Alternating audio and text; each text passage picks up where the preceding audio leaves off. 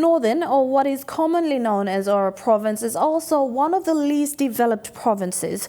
Although it shares borders with the nation's capital, service delivery mechanisms are being hampered with alleged abuse of office by public servants, high crime rate, poor infrastructure, and among all that, political differences. Since taking office in 2012, Governor Gary Juffa says it's been a slow but rewarding effort in putting the provincial government in order to serve the people. Lapauve Jnr takes a look at Oro Province.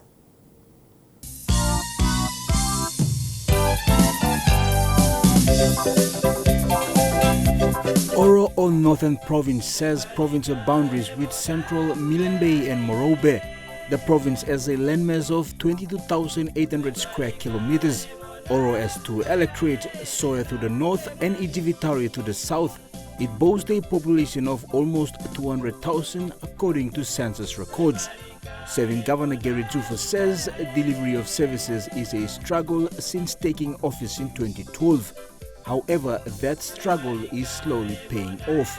The provincial government has also undertaken a effort to review the administration and its performance. So every quarter, the provincial administration and all the line agencies are being given a PEC summons. It's a very strong document. If you don't abide by this document, it's an offense. The police can turn up and charge you for this. They can apprehend you for this. The PEC summons demands that and insists that you provide a quarterly report of what you have done in the last quarter and how you have spent the monies and that have been given to you to carry out your activities in the province.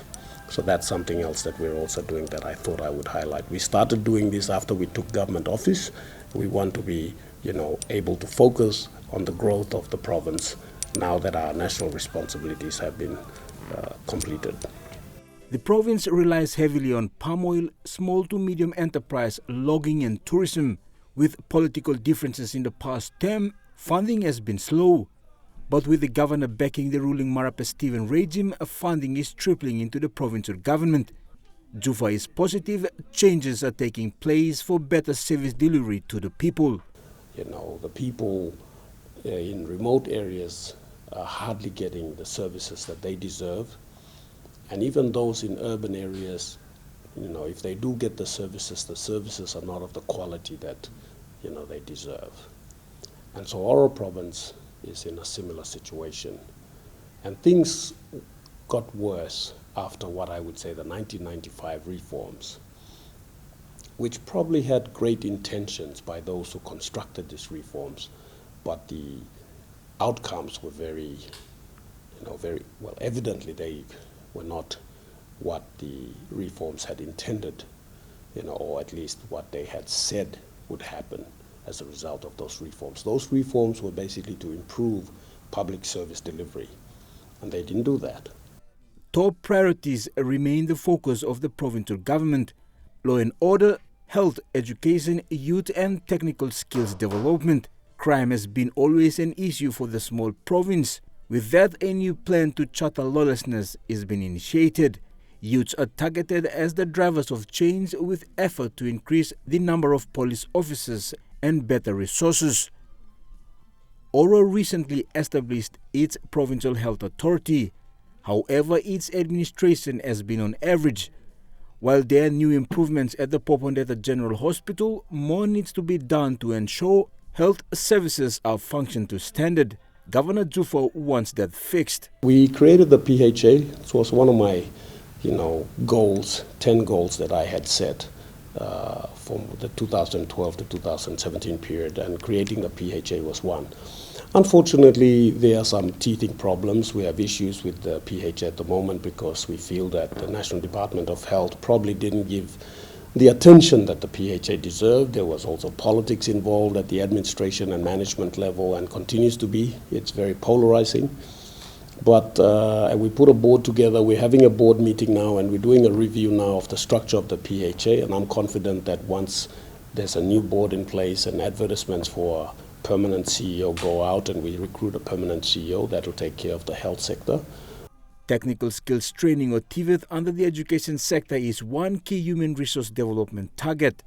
While other programs like fruit picking and tertiary assistance continues, imparting TVET skills to the next generation is vital, an effort schools in Popondetta want to encourage. And so the skills, we can pass it on to the young people. It's not only woodwork, but we can do metal work, something like it's a manufacturing, skills that we can be involved in doing it. And so we need to really resource our young people in the country so they can become skillful. Even if they don't get a job, finishing from grade 12, skills learned at the school can be utilized back in the home or back under the house. In the previous term of government, major infrastructures were built under the O'Neill Dion government. This include the new Girua Airport, a number of bridges and road development. While the province has no oil and gas project, it depends entirely on government funding.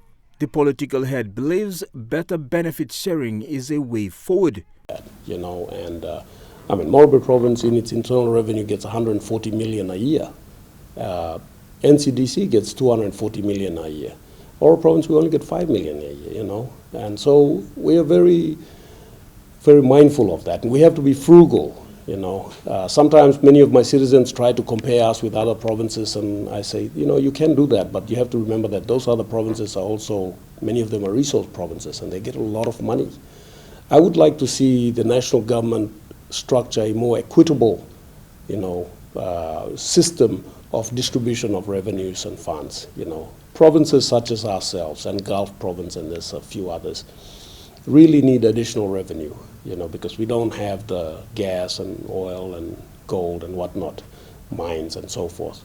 They will be there, they'll come later on. But right now, the provinces that have those resources, should share them with us. While the political and public service strives to deliver basic government services to the people, a lot of illegal activities is also happening in the province.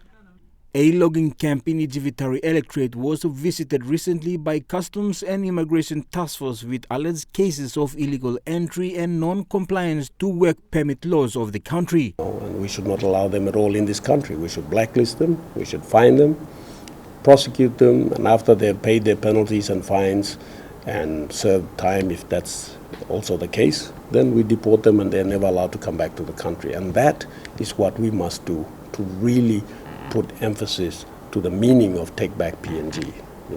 We have to protect our country. With vigorous efforts to instill change in the Oro Provincial administration framework, there is hope to deliver goods and services in a better strategy. Mindset change is also a big player as the provincial government entails to involve youth groups to participate in development projects. Well, to the people of Oro Province, I just want to say thank you. You have been very patient, you've made me proud, you're very resilient. I've seen your changes taking place, you're enthusiastic. Our churches, our women's group, our youth group, and our Council of Chiefs, our people in the rural areas, they are very, very resilient, hardworking people.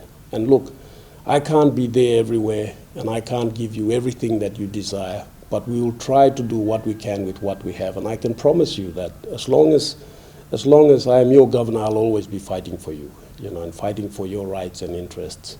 We're only in government for 1 year. We're starting to see some funds come through. The Marper Stevens government is a government that supports provincial governments, and that's something that I'm very happy with. And I know that this will mean positive outcomes for the people of Oro. Thank you very much. Have a happy independence. Treat one another with love and respect, and love your province. And each and every one of you can contribute in some way to making Oro a better place for our children. Thank you.